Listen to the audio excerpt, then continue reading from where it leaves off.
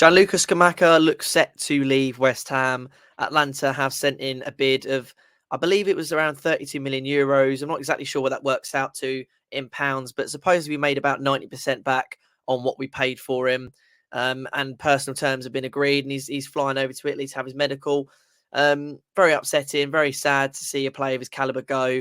And of course, it leaves us in the annoying situation of having to go in and buy another striker, which, to be honest, is always my worst nightmare for West Ham. It's something we never get right.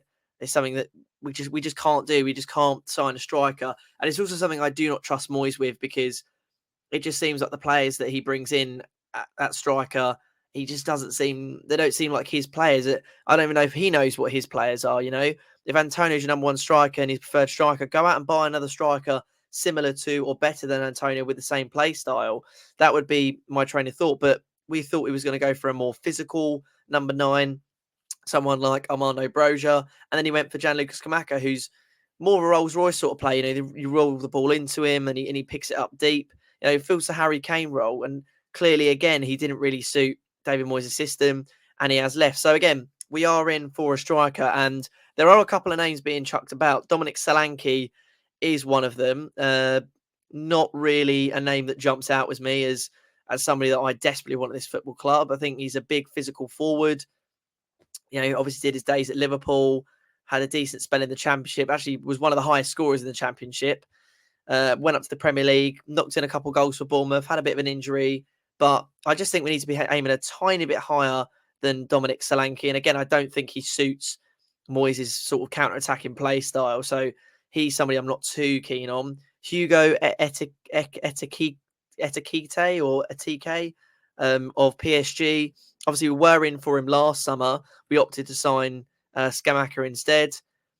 He's someone that we are potentially in for. They've just signed Gianluca. They've just signed Ramos of Benfica. So he's somebody that may be available perhaps on loan or even on a permanent deal, but it is thought he would cost quite a lot of money. Another striker that we are in for is Folarin Balogun. Now, he is definitely not below in the pecking order at Arsenal. We saw that Gabriel Jesus was injured the other day in the Charity Community League final. So I can't remember where's that today. And he was replaced by Kai Havertz. He led the line for Arsenal, didn't do a very good job, and Eddie Nketiah came on as a substitute. So he is very low down the pecking order at Arsenal, and other clubs have looked to sign him. Monaco have put in a bid for him and been rejected. I know Inter Milan as well, who did try and sign Gianluca Scamacca, are in for him. And obviously they didn't get Gianluca Scamacca, so they may now revisit the Balogun deal. But he is somebody that I think we are interested in, and a deal could be made for him. Arsenal previously quoted around £50 million. I don't think they'll get that. I think the fee that Monaco put in was around £30 million, £25 million, and that was swiftly rejected. The only worry for me is that, considering how we hardballed them with the Declan Rice deal, I can't see a deal being made with Arsenal in any way that they aren't going to overly compensate for us. I mean, if they feel like they've overpaid around £20 million for Declan Rice, they're not going to sit there and give us a fair deal for Balogun. They're going to try and recoup some of that money that we forced out of them in that Declan Rice deal, and they're going to make us overpay for Balogun. So, as much as I do rate the player, he had a very, very good spell in Ligue 1 last season. As much as I do rate the player, I think a deal would just be too tough to get over the line for him. I can definitely see Arteta getting his own back, or Eddie getting his own back with the Balogun deal and quoting as something ridiculous. I mean, £50 million in itself is definitely a ridiculous deal. Although, a lot of Arsenal fans thought that 100 million for Rice was a ridiculous deal. So, you can have your valuations, you do what you want, but personally, I think for a player who has never played Premier League football before, had a very good spell in Ligue 1, but if he's worth £50 million, why is he not getting a sniff at Arsenal? That would be my question.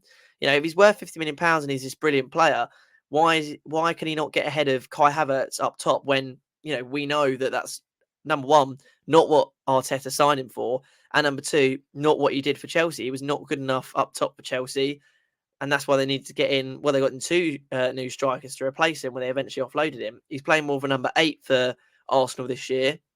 We know that he can play the striker role, but he can't. So Eddie Nketiah is above him in that rank as well. Yeah, he scored a couple of goals for Arsenal, but is he really that above? But Balogun, would they quote Eddie Nketiah as a £50 million player?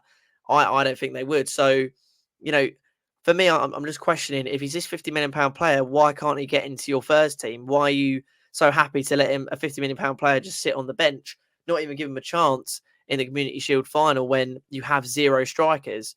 Because Kai Havertz is not a striker, and you don't want to start Eddie Nketiah. That would be my question. If I was David Moyes, to ask on the Balogun deal. But to be honest, at the moment, he does seem like the best of a bad bunch. Dominic Solanke is someone I just don't get excited by.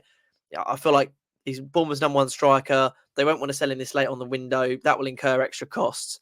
Hugo Etekike or Eketia, I can't say his name, but he didn't do amazingly for PSG last season, and he would cost a lot of money. Armando Broja, now he's somebody I would love us to go in for, because we almost signed him last summer. He did have a cruciate ligament injury. He had a very, very bad injury for Chelsea in pre-season. He's come back in. He's not going to get a sniff in that Chelsea lineup with Nicholas Jackson and Nkunku up top. He would be our starting striker, I believe. And he's someone that Moyes is very, very keen on. He was Moyes' #1 choice ahead of Gianluca Scamacca. And I believe Sullivan or Rob Newman pushed it on to Moyes. So he is certainly somebody that I could see us going for in the later stages of the window. And he's definitely someone I'm excited by, and somebody that I think would actually fit our system quite well. Eddie Nketiah as well is someone I wouldn't mind us putting a bid in for. But again, I do worry that Arsenal are just going to charge us an arm and a leg simply because we were a little bit astute with the Declan Rice deal. And again, like I said, I think Martial as well is someone who's come out as someone who could sign for West Ham. I don't buy it. I think this is one of them paper talks. Obviously, we're already in talks with McTominay and Maguire.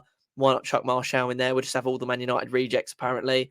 I don't see a deal being in place for him, but I think a deal can be made for Balogun in the later stages of the window, especially if it's pushed on the player side.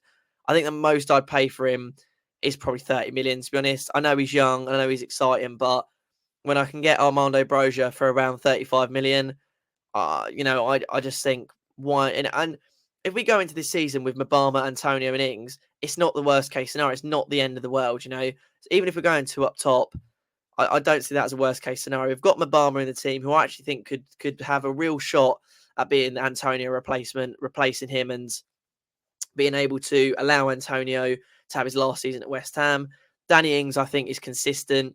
Whether you think he's consistently poor or consistently good, that's up to you. But I think he's consistent. We're not going into the season.